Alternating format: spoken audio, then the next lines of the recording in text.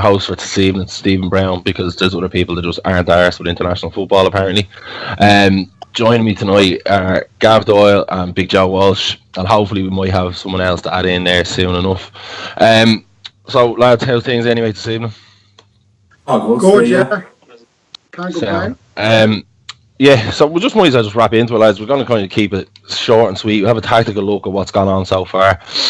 We've seen every team at least once. We've seen half the teams twice now as well after tonight. So, come to you, Gav. Who so far has impressed you? I suppose Brazil is the obvious one. They're getting the job done. Spain, for me, genuinely, I thought they were brilliant. I thought both teams were really good in the first game, them and Portugal. Iran gave them a good run the other night, but I think they could have went up a gear if they wanted to. There's a couple of teams there that haven't quite got going, but they're doing the job, a la France. But yeah, I think Spain for me. Yeah, the only thing is with Spain that I'll say is this first game there was no pressure on the first game with Portugal. It wasn't the third game where each side needed something out of it. It was nearly the dreaded free hit, really, if we're gonna phrase it. Well, it was. In fairness, it's the best game. I think it's going to be the best game we'll see all tournament. I can't see many games topping it now. Same to you, Joe. Who so far has impressed you? I think Croatia. The performance last night had to be the standout. For a team, for one game, it was the best performance I've seen from them. Clean sheet, 3 goals against Argentina, and Modric and Rakitic ran the show, so I have to, and they were solid the first game as well. So I have to say Croatia for me. Yeah, Croatia looked very good. Personally, I was impressed with Serbia as well up until the possible new signing Shaqiri popped up with a goal. I love the fact that Croatia and Serbia have both just decided that they're going to kick everything that walks. And they're being led away with it, which is brilliant. It's the one thing that surprised me so far is the physicality. That a lot has gone out of football a lot. But there seems to be a directive the referees seem to get where they're allowing things to go more because of probably the fact that they have VAR behind them where they know that's the fallback. Speaking of VAR, how have you found that? Obviously with the first tournament that it's been, first proper tournament that it's been used in. I love it.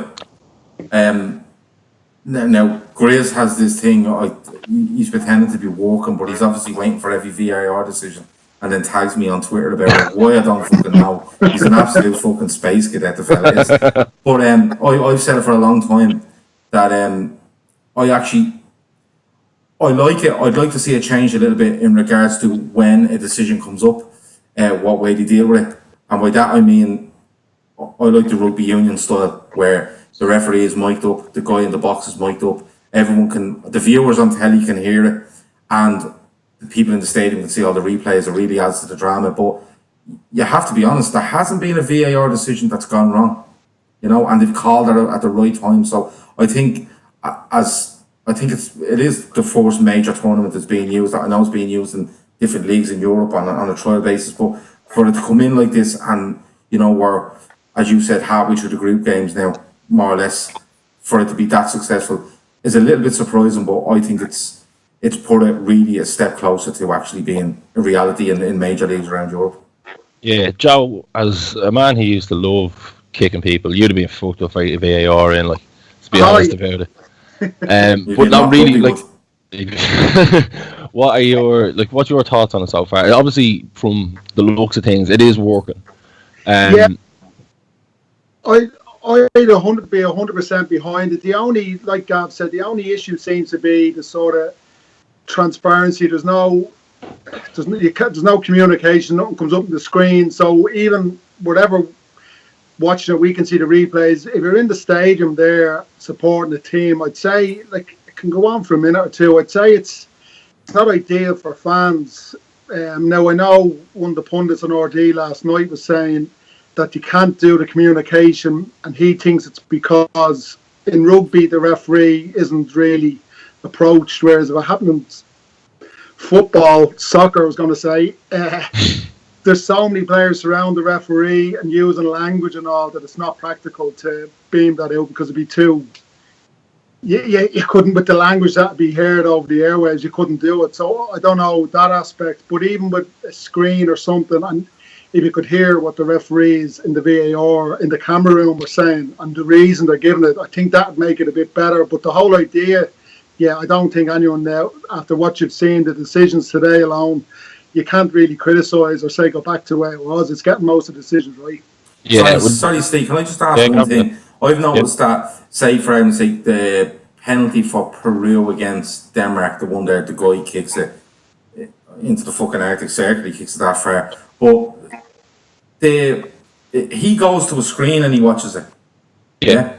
Now then I watched one the other night where I went to VAR and it was Iran against Spain, and the decision just comes through an earpiece, I presume from. So is there different protocols for different decisions? I think from what I've seen, I think the only time the referee goes to the screen to make his own mind up is when he's being told, we think you should look. He hasn't given the decision.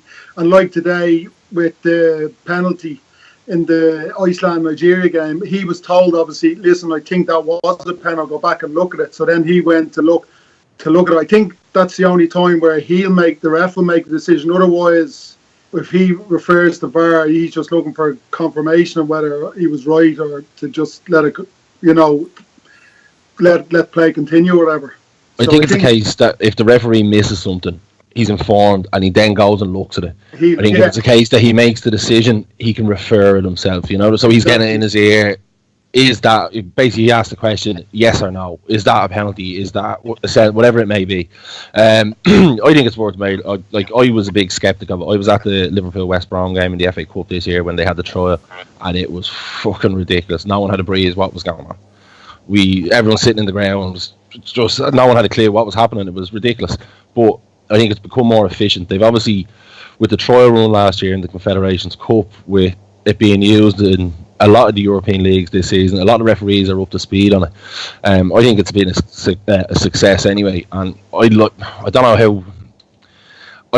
I'm still undecided whether I want to see it in the Premiership or what it might be, but it is making things better. They need to still speed it up, though. I think it has to be. I think it'll be brought in everywhere. It just has to be made a bit more efficient. That's the only issue, I think. But exactly. The idea behind it seems to be spot on. But like you talk about the West Brom game, and it was the cup game, and it was, like you said, it was fucking mayhem. The game went on for fucking ages. But it's actually it's night and day for me. It's night and day between what you're seeing in Anfield that day and what you're seeing, for argument's sake, in these cities around Russia now. Now, don't get me wrong, 7 lads in a room somewhere in Moscow dressed in full kits is fucking amazing. But it's night and day, isn't it? So they must have worked on it. Because I'm new to this. My only view on it is how it's processed and how the viewer can, I suppose, get more enjoyment out of it, to be honest with you. I think it works perfectly for a home viewer. So you're sitting on the telly, it comes up on your screen, VAR review, so you know what's happening. Yeah. I do think, I think with the one, I think the referees have used it properly. I think that's the difference. Whereas that time in Anfield, your man Craig Pawson, every single decision he wanted to go to it. Yeah. Whereas it's as if the referees at the World Cup have decided, or they've been given a directive from FIFA that make your decision, it's there to fall back on in case it's not even a 50-50. If you're 90% sure, but you just want to be 100% sure, go to VAR. Yeah. So I think it's working well. We'll just have to wait and see if there's going to be a controversial decision in a big game that's going to be wrongly decided by VAR or something along them lines. Right, we'll move on to the teams that we've seen, and we'll look a bit tactically at certain sides. So looking at the big sides, all the big sides, bar Argentina, have seemed to got their finger out after their second game anyway. Speaking of Argentina, what is going on, Gav? It's hard to judge Argentina for me because you'll see a lot of stuff being thrown around that Messi is picking teams, Messi is picking squads, Messi is okaying players to go, Messi has vetoed certain players going on this squad. The Icardi thing for me is fucking outrageous, to be perfectly honest. I watched them against Iceland, was it last Saturday? I was in the pub, I know I was in the pub anyway, and I was watching it, And anyone sitting in the pub with us was just saying, you get it to Messi, fair enough, but Messi needs players running off him. Messi needs players on the same level as him, as you see at Barcelona, where they know him inside out. They play little 1-2s off him. They get in behind, and there's all, like, you look at the amount of Barcelona goals they score where it's intricate play, it's in behind the team, it's a cut back and someone scores. And Argentina never, for me, looked like doing that against Iceland at all. The goal they got was a good goal. Maguire, the defender was a little bit poor and he was a bit lucky. It was a deflected kind of cross that fell to him, but that's what Aguero does. But like Di Maria for me was just, he looked like a fucking pole player. That's nothing to do with him because he played for Man United, right? Because people said to me in the pub, it's only because you're a Liverpool fan. It's not. He was atrocious. And for me, Messi, if he's controlling so much around what's going on with this squad, he's definitely not controlling the way they play because it doesn't suit him whatsoever. You seen him last night. He's in the lineup and people were saying he looked a bit off. Some people are suggesting he wasn't well. But I think the look on Messi's face, for me, is just kind of, I can't believe I'm playing with this shit. This is a guy that looked to retire probably was a year ago and he was kind of talked out of it and didn't. And he, all these players are looking to Messi to do this stuff. And Messi's looking at the rest of them going, you aren't fucking good enough, you're nowhere near it. I think they go out. I don't think they qualify out of the group because I think everything about them is gone now. Every confidence any player had in that squad is completely gone. I think they're on their arse. I think they're finished. Yeah, I think the Nigeria result today is after really putting it up them. Bottom of the group, they need better Iceland's results to be guaranteed of going through. They also said they need to try and beat Nigeria as well, which isn't going to be anything easy. Joe, you're looking at Argentina. We're talking about Messi, and he's doing this and he's doing that. And let's be honest, we can't. He's the greatest player I've ever seen. Being too young to see Maradona, well, is it solely down to Messi, or can we put the responsibility on his shoulders for this? The thing I would say, I think the result today, their price is halved back again for winning this thing. The result today was actually the best result they could have hoped for because it leaves it in their hands now again. So all they have to just beat Iceland's result in the next game. So if they beat Nigeria 3 or 4-0, they'll qualify. So it actually suited them, the result today. As far as Messi, it's not as if he's playing with fucking Ireland or something. He has 4 or 5 very good players around him there. I just put it, judging by their Copa America results and all, they played like this for 2 years. Just Messi has got them out of a hole. So to see them turn around, and I fancy them to beat Nigeria, but they're not going to progress much further, I don't think. There just seems to be no plan in place. The coach, they're looking to get rid of the coach before the next game. So what does that say about it? That's the talk now, is it? Well, Aguero apparently stormed out of an interview last night when he was asked, and he criticised the manager. And then today there was talks with the head of the Argentinian FA, and they're looking at replacing him. Now, I don't know whether who'd you get in 4 days before the next game, but there's a lad in Russia at the moment having a great time. Maradona is the king, isn't he? Yeah.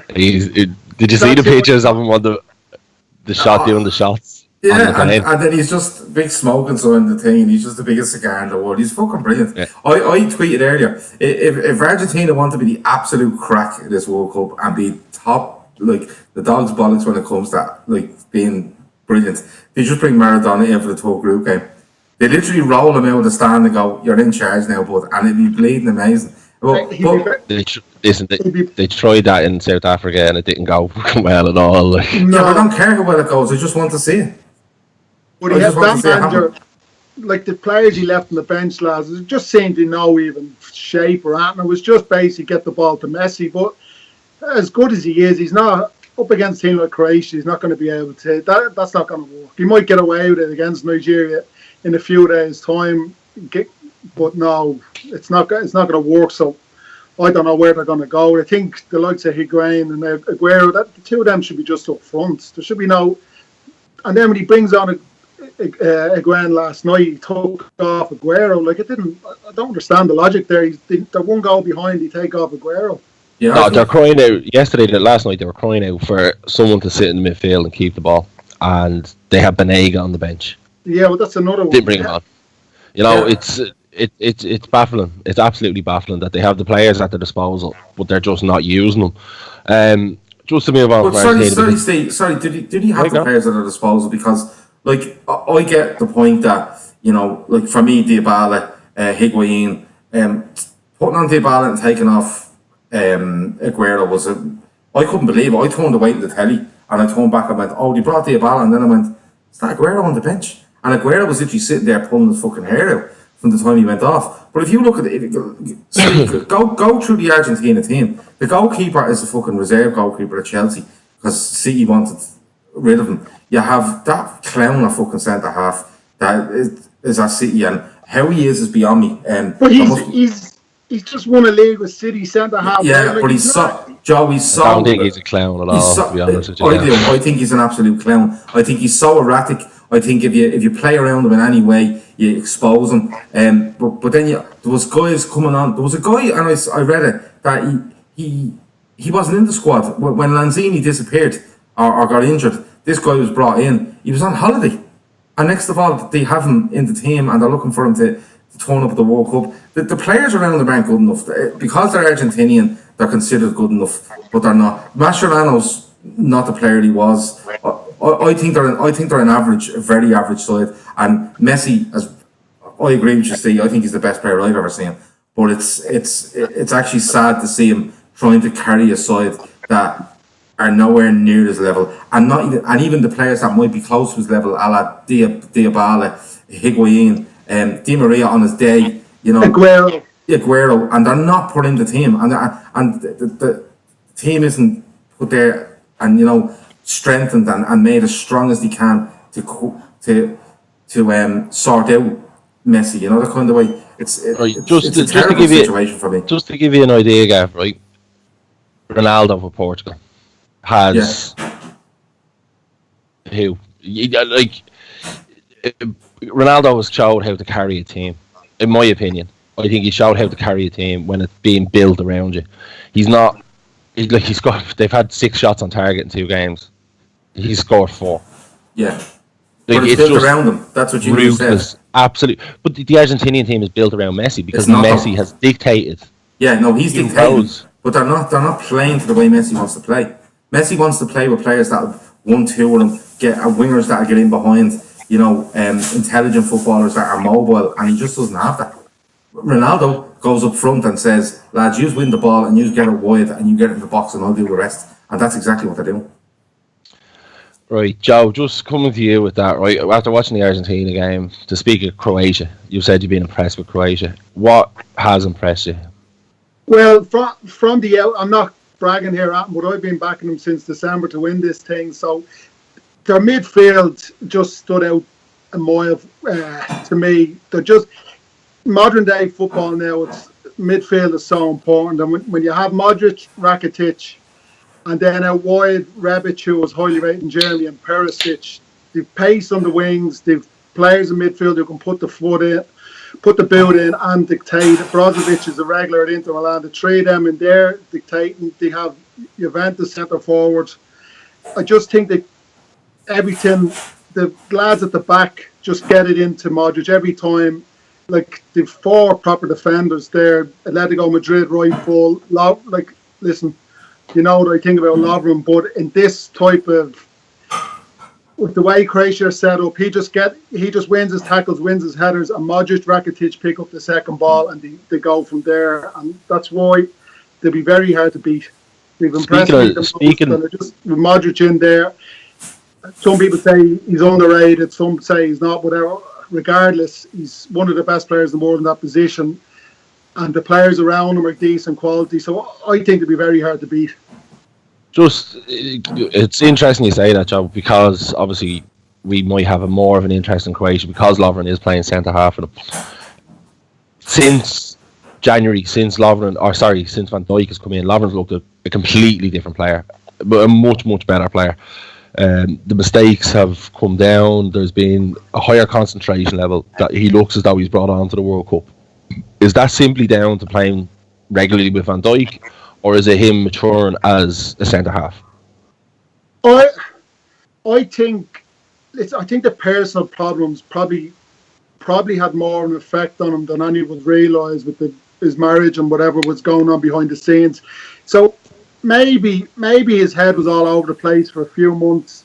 I'm giving the benefit of the doubt here, but for the last 6 months he has generally been excellent. But the whole thing about Lovren was everyone knows physically he has everything you'd want in the centre half. Just mentally, he was making mistakes. He was switching off. Maybe that had got to do with his personal life. And then with sorting that out behind the scenes, playing with a world-class centre-half, maybe it's all just come together and he is better than most people gave him credit for. But if he continues the way he's playing now, I'd be happy to start the season with him with Van Dijk. But I'd still think he's capable of having howlers because I've seen so many of them over the years. But no, so far, the last 6 months he's been flawless, really.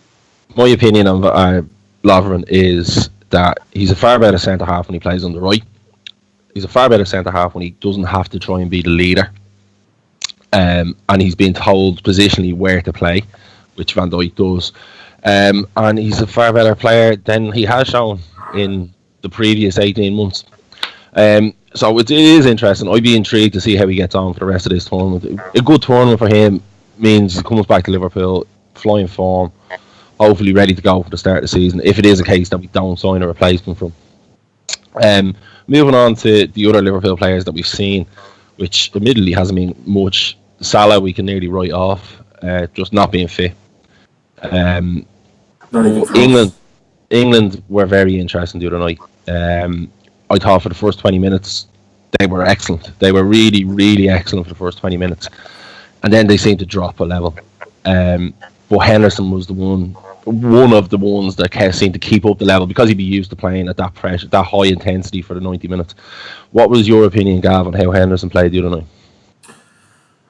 Well, I have to caveat this with I've been up and down with Henderson over the last year to 18 months, mainly due to his injuries, and I have said on podcasts that I'd fear from in Liverpool if another injury comes along where you're looking at him 20 games into a season and he gets a knock on a foot and you don't see him again. You know, Christmas comes and he gets a knock and you're thinking, oh, he'll be back. You know, it's a 2-week thing and you don't see him till May, because that's happened and it's happened more than once. I said I feared for the Liverpool career, not because of his ability, down to his injuries, and Klopp likes players that are, you know, reliable to him, and like the Fekir thing when you look, you know, there's all this talk about a knee and all this sort of stuff. So that's where it comes from. The other night I thought Henderson was the best player on the pitch, and I'm going to come out and say that, and I wouldn't say that, I don't say that easily, you know, I really don't. But for me, I agree with you. I think England were fabulous for the first 20 minutes because they had a high tempo. They had identified the opposition's weaknesses, which was mainly down the sides of the centre halves, which they got at. They were nicking balls off them. They were creating chances. And if they were a bit more ruthless, Lingard, I think Sterling was offside for the one he misses, but you should still bury it just in case because he doesn't know he's offside. But they could have been 3 or 4 up, let's be honest, before they score. I love the Gareth Southgate thing about, you know, where's Harry, and he's banging in the goal because it's something they've worked on. But Oda Henderson, for the first 20, he hit some lovely passes, and all this stuff about he only goes sideways and backwards is, listen, people that say that are only saying that to fuel their own agenda because they just won't admit they're wrong in any case, so they'll say whatever they need to get through the fucking day. But I thought he was really good. When England went down a level, I think he still tried to keep them passing. He still tried to keep them moving. And even then in the second half, when it looked like a bit panicky, and you see, you have to remember England, when they get into these positions and they go 1-0 up or they're drawing 1-1, they panic. Everything comes flooding back. All these memories of losing leads and going out on penalties and everything. It's all in their psyche. Doesn't matter what players you put in that squad. But I thought he kept them moving. And even when they looked like they were panicking, I think he was the one player in the pitch that, look, keep it calm. He kept feeding that fucking Egypt that plays left back for United. Ashley Young, Trippier. He kept feeding him. He was trying to get Lingard in the game, and he was the most expansive in his passing, and he's the most adventurous in his passing on the pitch for me. So he was man of the match for me, just ahead of Trippier. I thought for England. Joe, what did you make of England? Yeah, I was very impressed with them. Henderson was excellent. I'd agree with Gav. He was England's best player, I thought. Just the pace he showed in the first 20 minutes. They had the same issues then. They sat back and, like, the end of the day, they're playing Tunisia. Tunisia, one of the weaker sides from Africa, so I wouldn't read too much into it. Actually, the highest ranked African side, John. Believe it or not. Yeah, but as far as in the tournament, I think Senegal and Egypt are expected to do a lot better than them. But where am I? Yeah, I think the comfortably beat Panama. But after that, then he's going to have to change shape, which he's already said against the stronger side. He's going to bring in Dyer beside Henderson. And I think then they'll just see England sitting back, not pressing, not playing away with the same width and stuff. And yeah, I can't see them going any further in the quarterfinals. He might even get knocked out in the last 16. But from what we saw the other night, yeah, it was impressive. Did a lot of movement, a lot of speed, and I think Southgate's got lucky with this sort of. I still don't agree with Walker playing there. He's one of the best right fulls in the world. He's had a great season as City right full, and he has him in right centre back. Like he's 5 centre backs in the squad. I think. I think he's even suited better as a right wing back. So to bring him in there, I still don't see the logic. I don't think it's going to work. He made a mistake there. One thing to do, and his whole body shape was wrong. Gave away the penalty. It was soft. But when they come up against Belgium and then against better quality, I think he'll be exposed. But from what we've seen so far, one game, they were impressive. Yeah, I think it'd be interesting to see how they do line up against Belgium and then into the last 16. I think they can be got at, especially their left side of Maguire and Ashley Young could definitely be got at. And it's either you're going to pin Young back and make that into a back five, which then negates all the pace they have up front. And England are an interesting prospect. As I said, they have looked good. But moving on, tomorrow is probably the most interesting day because the Germans are on tomorrow. Tomorrow, isn't it? Germany are on tomorrow, yeah. Do they go out in the first round? Is it the winner's curse striking again that struck France in 2002, Italy in 2010, Spain in 2014, all went out in the group stage? Gav, what do you reckon? Can Germany turn it around tomorrow against Sweden?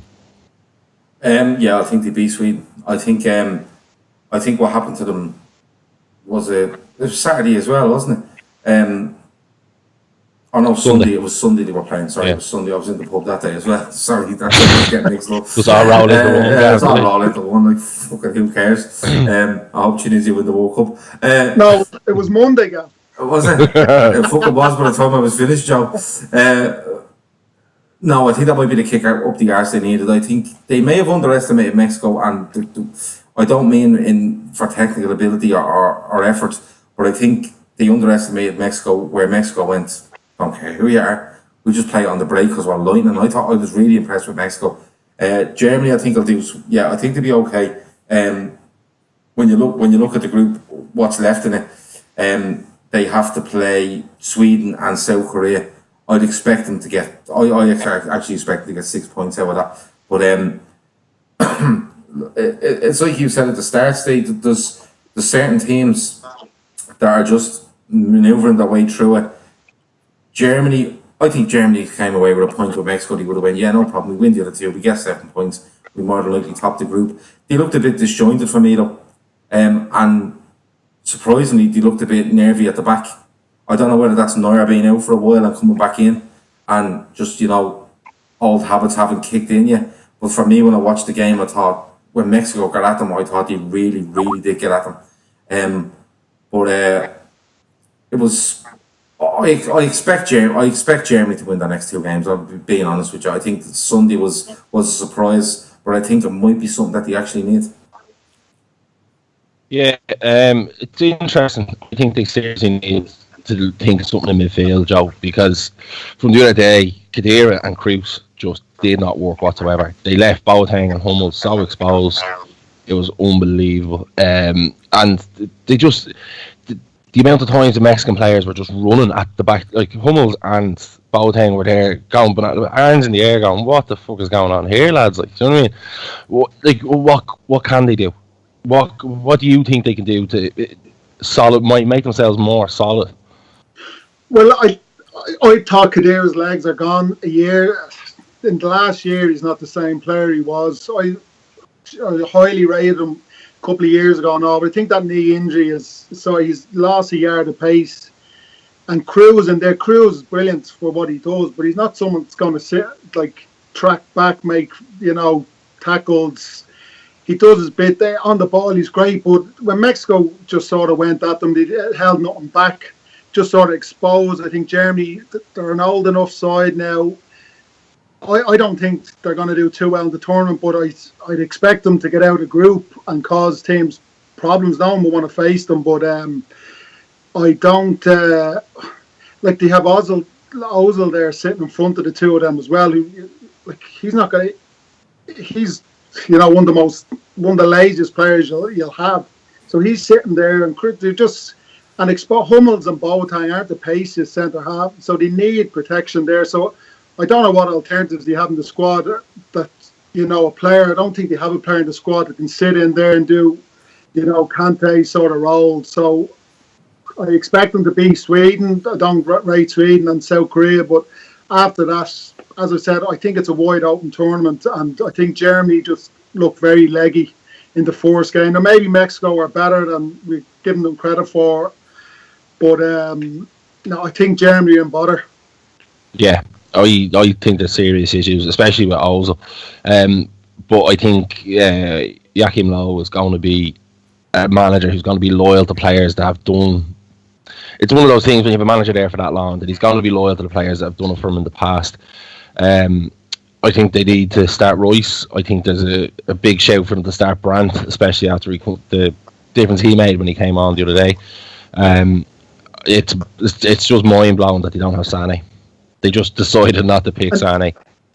And you see them bringing on Mario Gomez. He's like 56. Yeah, and Sané's on his holiday. It didn't make sense. Just when that decision was made, that put even more doubt in my mind about what was going on with that German side. And I think there's more issues there than they're letting out. I don't know if they're together or whatever.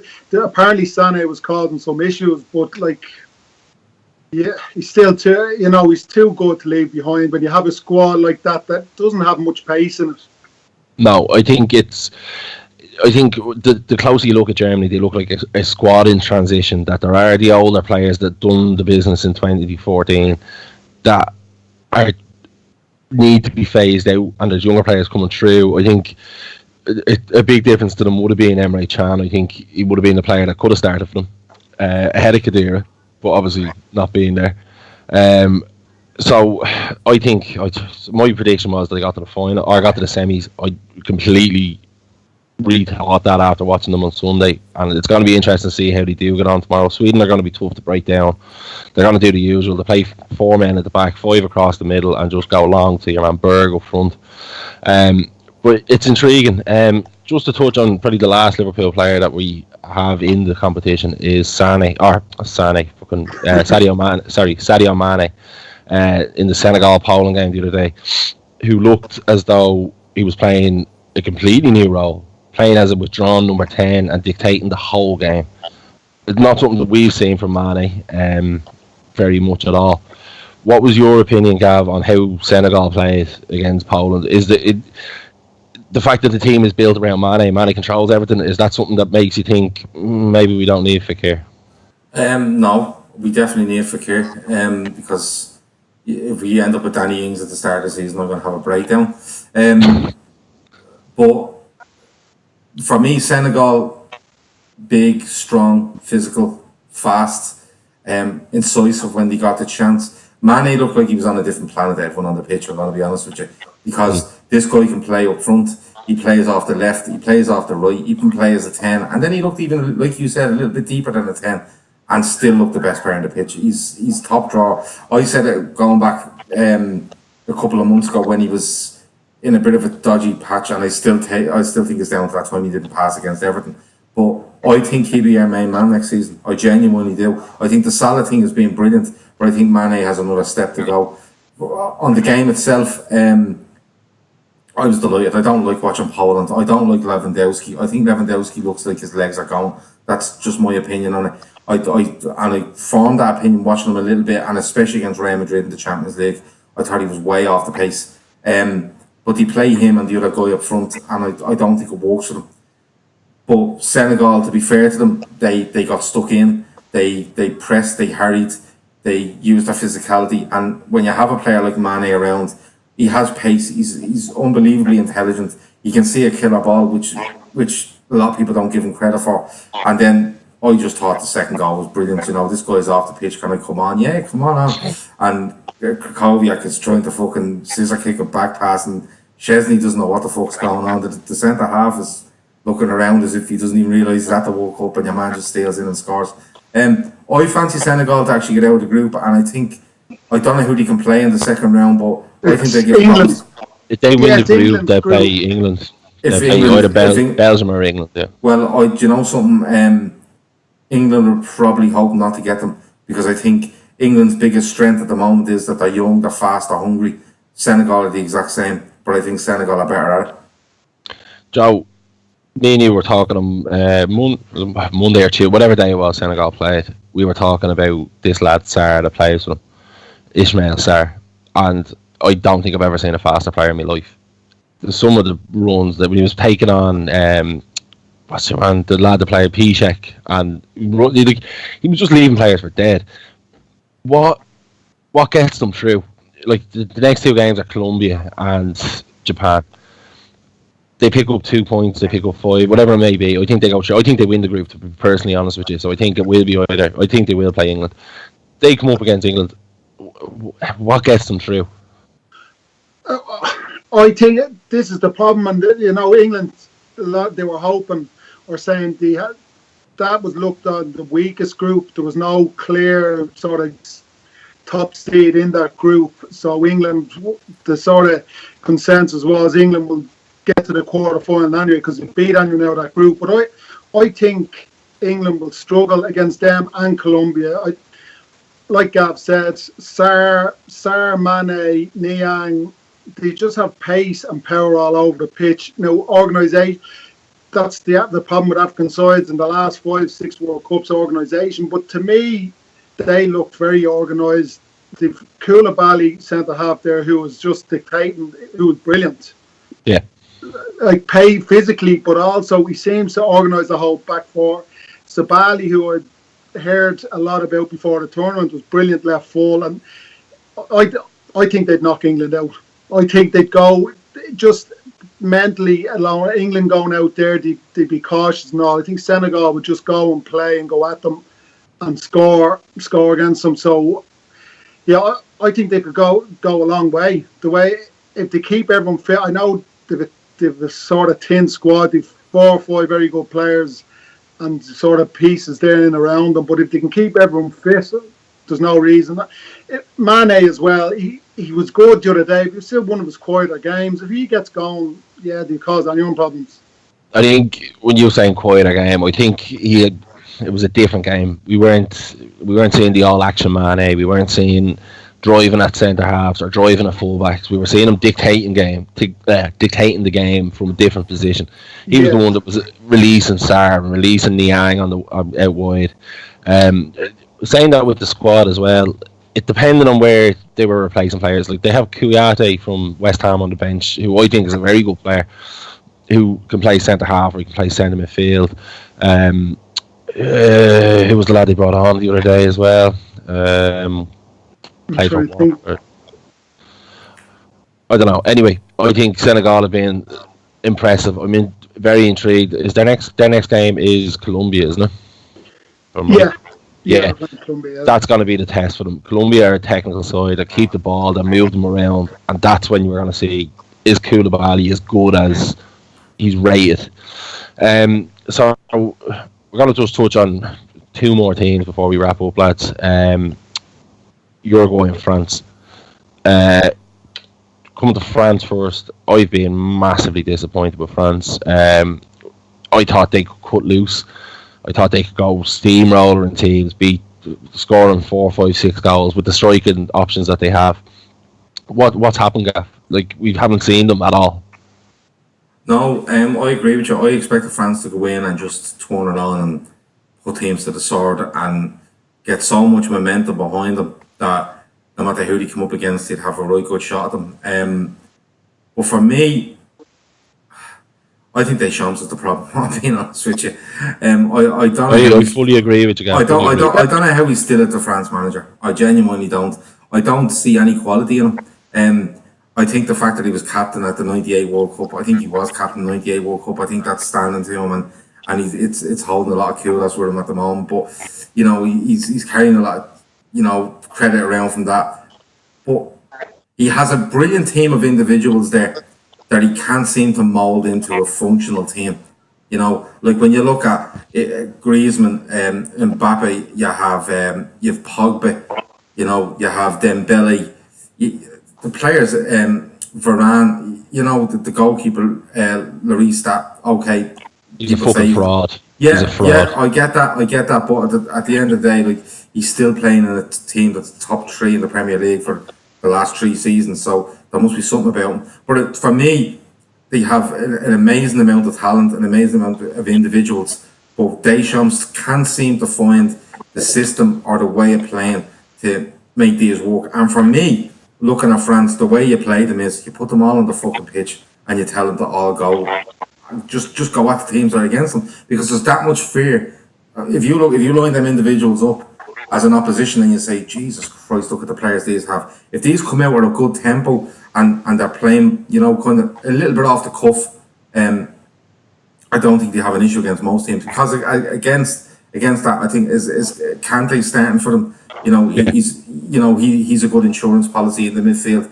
But for me, France, I put it down to Deschamps, and I put it down to the fact that simply he cannot mould these individuals into a what should be really probably favourites for the World Cup, in my opinion.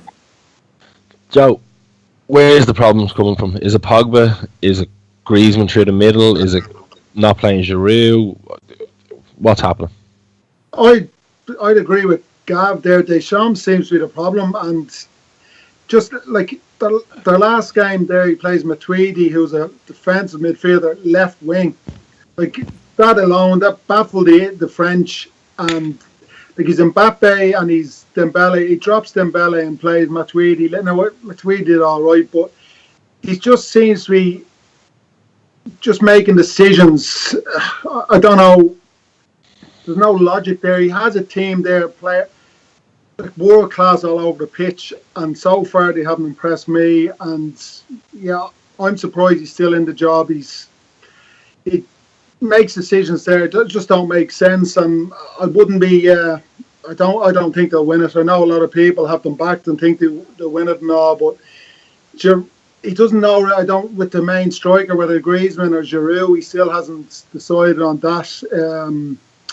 I don't think he's decided on a system either. I don't think he's not married to a 4-3-3. He's not 4-2-3-1. It seems to be still a lot of questions about France. Yeah, well, in his mind. Yeah, Pogba's another one there there was talk he wouldn't be starting the World Cup, he'd be on the bench, but he's playing. But has he scored the first game? I don't know. Does he do enough in there with Kante to justify starting for them? I don't know. I personally don't really rate. I think Deschamps, player for player, they've quality all over. They've as good a squad as anyone, but they just don't seem to have any shape or formation. No, the big question is Pogba. It's not as if they don't have the options on the bench to replace him either. But you just don't know. Like, it's one of those. I agree with Gav on one side. I just don't think Deschamps has settled on anything. I don't think if he had settled on a certain formation 6 months ago and a system 6 months ago, they would be favourites and they would know what they were doing. But they just seem all over the place. They just seem as though they're on the verge of implosion, where they can just, what happened in 2010, where they just turned around and said, no, we don't want to play for you. You never know with France. Like, Steve, I look at them and for me, like, if you put the goalkeeper in the back four out, for me, if I said, right, let's look at you both mentioned Pogba, right? And Pogba is being played out of position at Manchester United. There's no doubt about it, right? He's either being played in the 2, in a 4-2-3-1, or he's being played in the 3 in a 4-3-3. You know, the usual, and he's being played ahead of, say, a Matic. And the talk of was, Matic will free up Pogba. He hasn't, because Pogba played in like a diamond formation at Juventus, where he played on the left of the diamond. Too. Yes, right. So basically, what I meant was he covered a certain area of the pitch, but he was always licensed to go. Yeah.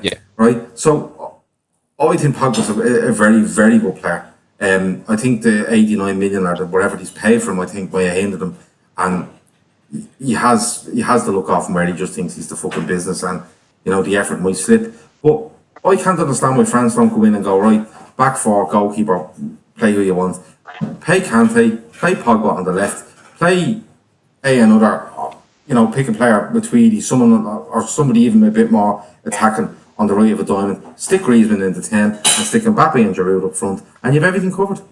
You've genuinely have everything covered. And teams, if you go out and play a diamond in this World Cup, teams are going to go, what the fuck is this? You're meant to be playing 3-5-2, lads, or 4-4-2, or 4-3-3, or a 4-2-3-1. We don't do diamonds anymore. Well, that's, for me, is France's best way, because you get the best out of Griezmann, he can float and do what he wants. Mbappe speaks for himself. Giroud was probably being their best player. You know, they've turned to him to depend on him. He doesn't seem to me to be able to get the best out of his players, either positionally or tactically or the style of play. And I think they're going to regret it, I think, come the end of this World Cup. I agree with you there. Right, so we're going to move on to the last team we're going to look at properly, and that's Joe, your fucking babies that you've been banging on about for 6 months. It's Uruguay. And far from impressive. No, far from impressive so far. They haven't cut loose, especially against Saudi Arabia. They weren't great. Suarez looks not fantastic, but they've 6 points on the board. So why? Tell us, Joe, why Uruguay can win this. Well, I've said the reason I think they will win it is because I don't think you can argue that the best centre half partnership in the tournament, and the best centre forward, two centre forward as a partnership in the tournament. So that alone, coming up against, and no side will want to play against them. Defensively, they're excellent. They're dirty. They leave the foot in. They don't concede many goals. They have a keeper who won the league with Galatasaray last year. Now I know, but he played as a very good goalkeeper. He played in Serie A. He was, I think, voted top 10 goalkeepers in the world 2 years running, 3 or 4 years ago. And then, like, their issue the last World Cup with centre midfield was old. They now have Juventus and Inter Milan centre midfield partnership there, Bentancur and Vecino, and the two of them complement each other. I just think they have a lot of positives for them. They're not the complete side. Out wide, they don't, you know, they've a 32-year-old Rodriguez on the left. They have issues, but every team, there's no team that's standing out here. And I just think for the price alone, I start backing them at 40-1. I just thought they were valued. They finished ahead of Argentina in the qualifying. Yet Argentina Uruguay were 5 times bigger price than Argentina going, you know, at one stage. So I couldn't understand the logic there. So I've backed them because, and I've bigged them up because of their price. But when you put everything together, I think, I still think they win. At top of the start, they win it. 2 1-0 wins, 2 clean sheets. You haven't really done that, but you don't want the team peaking in the group stages. Just get out of the group, win the group. More than likely, they get Portugal or Spain in the next round. Yeah, I'm hoping Portugal. For obviously, I think Spain are a better team, but I think they beat Portugal, and then in the last 8, 2 games to the final. So I think just the centre forwards. There's no one you could argue and say someone else does, but I think they're the 2 best partnerships in the tournament. So that's good enough for me. Right. So if you have to call it now, lads, we still have 3 groups left to play in our second games. We'll have a look again next week at what the lineup for the last 16 is going to be like. But if you had to call it now, who are your winners, Gav? It's a tough one. I called France before it, but Deschamps is just doing me head in. I'm going to stay with Spain. I genuinely think that the strength they have off the bench and in the squad, I think, will see them through. I like Joe's argument about Uruguay because we talked about how Croatia and Serbia like to kick people around. Uruguay do it in a much more... Yeah, no, they do. Don't get me wrong, but they're blatant about it. You know, but where Uruguay are the cutest fuckers in the tournament, there's no doubt about it. Defensively amazing. I just think if they can nullify, if someone can come in and nullify Suarez, I think Uruguay may struggle because I think Cavani can disappear at times. No, I'll stick with Spain because, and people will shout Brazil at me. If the pressure comes on and Neymar fucking gets injured, Brazil will fall asunder. I think with regards to Brazil, I think Neymar might be lucky to see half time in the game next Wednesday because the Serbs are going to absolutely lamp them around. Yeah. There's no question about it. They are just going to kick, and Coutinho as well, who I think at the moment is actually more important to Brazil. Joe, are you going to stick by your word and stick with Uruguay to win it, or are we looking at something else? No, like the main team, Spain. If Joe picks someone else now after that Uruguay speech, he can fuck off. No, I'm going to stick. Everyone laughed. I'm going to stick with the dark horses. 40-1 Uruguay. Yeah, I think they win and they win. Be whoever in the final 1-0. The scrappy Suarez goal. Just looking at something I've done out that I done for the pod there a couple of weeks ago. I have Uruguay playing Portugal in the last 16. Yeah, they win that. France in the quarters. Yeah. Brazil in the semis. Yeah, but that's going to be. I think they beat France. That I worked it out and I came to the same thing. Brazil in the semis is going to obviously be the difficult one. But I don't know. They go up against each other. I don't think Brazil will want to play Uruguay in the semi-finals of the World Cup. Personally, I think a lot of history there, isn't there? I think it'll be a 50-50 game. I think they have a great chance. I am personally. I'm going to go with who I thought originally. I'm going to go with Brazil. I think today was massive. The 3 points today is going to just completely kickstart them. I think the matter of or the means of how it came with Coutinho with a 90th minute winner, and then obviously Neymar in the second. I think it's a massive kick in the hole for them that they needed. I think they go out and they're comfortable against Serbia. If they get a point, they win the group more than likely. Or they finish second, whatever it might be. I think they go through, and I think they then start kicking on. I think something that Shawnee actually said to all of us there a couple of weeks back that we're going to see now after the World Cup why we're going to miss Coutinho so much, and I think he's actually starting to prove Shawnee right. Was that Twitter Shawnee or was it WhatsApp Shawnee? That was WhatsApp Shawnee. It's a big difference there. Listen, WhatsApp Shawnee is amazing. Big difference, but no, I do. I think Brazil have the means to kick on. I think we're going to see Argentina, possibly Germany, both going out in the group stage. But it's interesting. I'm loving every minute of it to a point. Sitting thinking today, I was like, the World Cup is great and there's loads of football on. Jesus Christ, I can't wait till August. Yeah. That's been 100% honest, lads. I just can't wait till August where we can actually talk fucking proper football. None of this 4-year international shy. Like Jamie, fucking hates international football, hates transfers. Loves England. All he talks about. Yeah. Anyway, he's English, not Scouse. Don't start with that. I'm not really messing. Right, lads, gonna wrap it up there. That's a look at half of the group games, whatever it may be. We'll have a look at the next either week and a half once the groups are finished, and we'll have a look at the proper last 16. We'll preview that and see how things go. Joe, I'm following you on the Uruguay tip as well, by the way. Following you most days, to be honest. I'm not gonna lie. Anyone else wants to get on? Joe's doing very well. As I'm telling you, you want money in the bank. Get on, Joe. What's your Twitter handle again? Joe Walsh 1981. Get on it. Anyone out there that wants to make some money, get on it. Get on it for the golf as well as the football tips. But lads, thanks anyway for tonight. Giving up your Friday nights to sit talking to me. But what we'll do is, as I said, we'll have one after the groups and then one after each round from then on. So we will talk to you soon. The lads will probably Gav, you doing that on Sunday? Yeah, we're on Sunday. I think it's a word on the street on Sunday, and we're just going to talk about how nothing's happening. And, is the balcony going on? I don't know. The balcony isn't on. The balcony boy isn't on. The The Fatback 4 will be back the weekend after. We're back on the, is it the 4th of July? Yeah. Sunday the 4th of July? Yeah, the Fatback 4 back then. The Tuesday club will be on Tuesday, as usual. Probably Wednesday, just to wreck everyone's head.